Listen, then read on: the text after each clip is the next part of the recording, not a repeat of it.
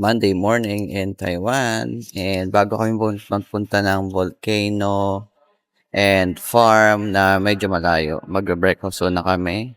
And nag-breakfast kami sa Taipei Milk King. Ito yung sa kanya. Ito yung sa akin, Clubhouse.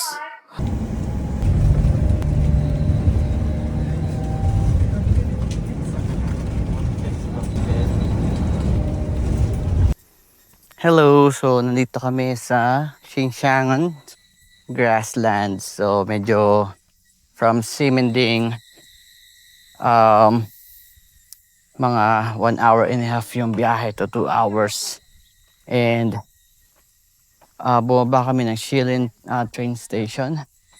And ang bus namin is R15 or S15.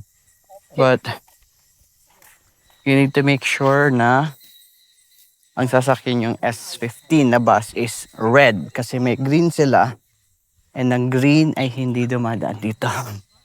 So ang ganda ng view. Actually umulan ngayon, umambon-ambon. Yan. Lalakad-lakad lang kami.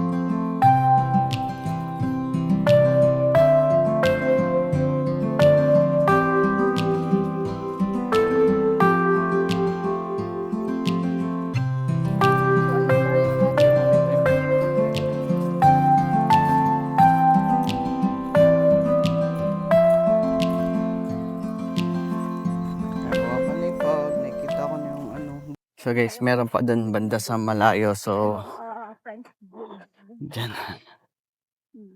Pag pupunta kayo dito, i-prepare nyo yung sarili nyong maglakad actually sa lahat ng pinuntahan namin. Pero, ito kasi nakikita mo hanggang dulo is, prepare nyo yung sarili nyo.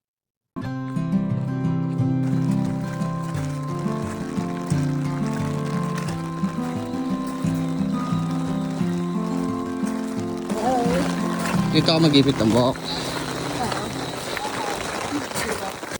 Dapat pupunta kami ng waterfalls. Hindi na kami nakapunta. Kasi baka hindi rin namin makita. Ayun, pauwi na kami. Kasi hindi, wala talagang medyo makapal talaga yung fog. And wala kayong makita. Gusto pa sana namin pumunta ng waterfalls.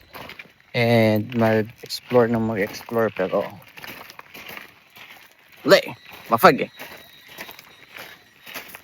So, try namin punta sa volcano. Mamaya ulit.